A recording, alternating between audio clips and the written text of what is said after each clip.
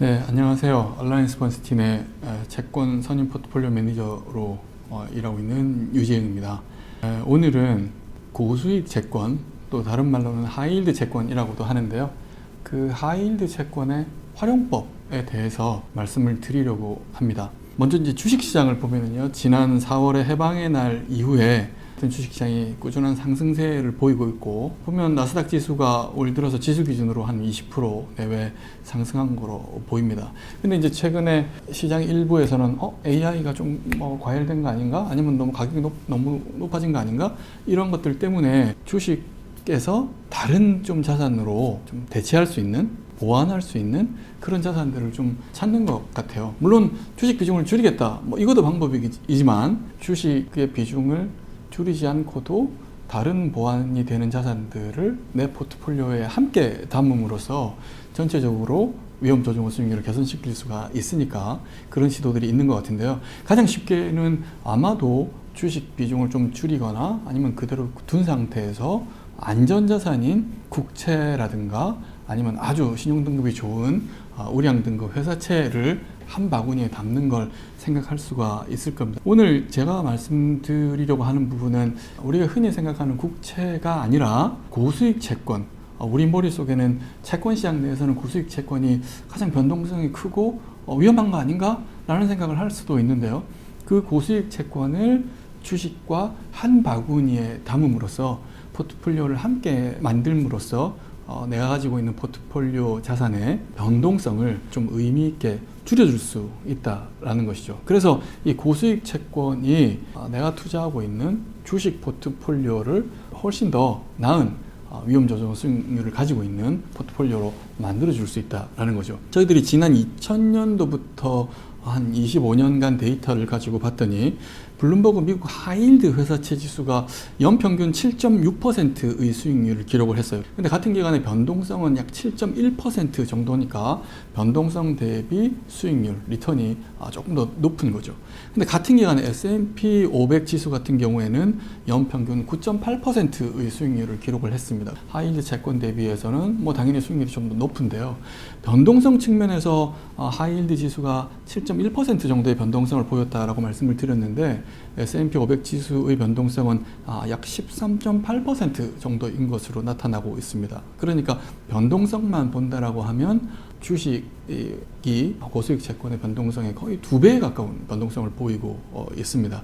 특히 최근처럼 경기가 둔화되고 또는 변동성이 좀 커지고 그런 장에서, 특히 주식시장이 조금 급락하는 장에서는 우리가 흔히 말하는 맥스 드로우다운, 그러니까 낙폭이 주식 같은 경우에는 한 32% 정도 평균적으로 그렇게 된 거로 나타나는데, 같은 기간에 하이힐드 같은 경우는 낙폭이 한 14% 정도 됩니다. 그러니까 거의 주식이 한 절반 정도인 거죠. 그래서 이런 맥락에서 보면 주식 포트폴리오를 내가 온전히 가지고 있는 것보다도 거기에 하이힐드 채권을 일정 부분 섞음으로써, 그리고 보완제로서 그걸 같이 보태면서 이 포트폴리오의 리스크를 줄이는, 변동성을 줄이는 효과가 나타날 수 있다라는 거죠. 최근에 보면 미국 같은 경우에도 글로벌 경제도 마찬가지고 저성장에 대한 우려들이 나타나고 있습니다. 중앙은행이 몇 번일지 모르겠지만 미국도 금리를 내리지 않겠는가. 물론 그 시기에 따라서는 생각들이 좀 달라질 수는 있다라고 하더라도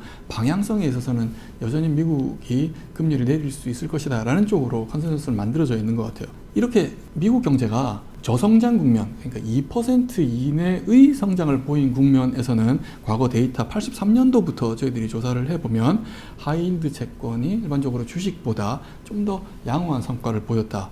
그런 사례들이 훨씬 더 많았다라는 걸 확인할 수가 있었습니다. 그렇기 때문에 하이힐드 채권을 함께 보완제로 활용함으로써 내가 가지고 있는 포트폴리오의 변동성 또는 위험성을 좀 줄일 수 있다라는 거죠. 근데 두 가지 측면에서 보면 변동성 이외에 저희들이 수익률도 봐야 되는데, 사실은 수익률도 그렇게 훼손되지 않을 것이다 라고 저희들은 보고 있고요.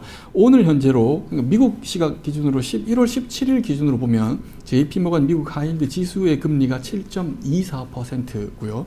JP모건 글로벌 하이힐드 지수의 금리 수준이 7.39%입니다. 그러니까 연준이 완화를 지금까지 해오고 있는데 그럼에도 불구하고 고수익 채권 지수의 금리는 7% 초반 정도 또는 초중반 정도를 보이고 있기 때문에 그렇게 금리 수준을 훼손시키지 않으면서도 변동성을 줄일 수 있다라고 말씀드릴 수가 있겠습니다. 물론 어떤 분들은 고수익 채권을 비롯한 크레딧 채권의 스프레드가 어느 정도 좀 너무 줄어든 거 아닌가, 좁혀진 것 아닌가라고 말씀을 하시는데요. 사실 액면 그대로 보면 그렇게 받아들일 수도 있겠지만 저희들이 생각할 때는 여전히 크레딧 채권 섹터의 펀더멘탈이, 시장 펀더멘탈이 나쁘지 않기 때문에 디폴트 위험이 지금 어떤 특정 시점에 급격하게 확대된다? 그렇게 보이지는 않습니다. 물론 경기가 둔화되는 국면에서는 등급이 낮은 섹터들 같은 경우에는 영향을 상대적으로 더 많이 받을 수가 있죠. 그렇기 때문에 제가 앞서 말씀드렸던 그런 전략들을 구사하실 때 하이힐드 채권을 흔히 말하는 패시브 전략을 집어넣는 것보다는 좀 등급이 낮은 채권들을 언더웨이트 할 수 있는 액티브 전략의 포트폴리오를 담으시면 훨씬 더 목적에 부합하는 그런 성과를 만들어낼 수 있다 라고 저희들은 믿고 있고요. 여전히 주식에 대해서는 많은 분들이 긍정적으로 보고 계시고요. 근데 주식이 가지고 있는 그런 변동성을 생각해 본다라고 하면 특히 지금과 같은 저성장 국면에서는 주식 포트폴리오에 국채나 크레딧, IG도 괜찮지만 고수익 채권을 일정 부분 담았을 때 그 포트폴리오가 주식 100% 가지고 있는 것보다는 다시 말씀드리지만 변동성을 좀 줄일 수도 있고, 그리고 여전히 좀 안정적인 인컴을 만들어낼 수도 있고, 그리고 과거의 데이터에 기초를 한다라고 하면 반복적으로 양호한 위험 조정 수익률을 내고 있었기 때문에 앞으로도 그럴 가능성이 있지 않을까. 그래서 투자자분들이 고수익 채권을 활용을 할 때 이런 식으로 주식 가지고 있는 투자자분들이 고수익 채권에 일부 투자를 하는 보완제로서 적극적으로 활용하는 전략이 지금 시점에서는 매우 유용하지 않을까, 그렇게 믿고 있습니다. 고맙습니다.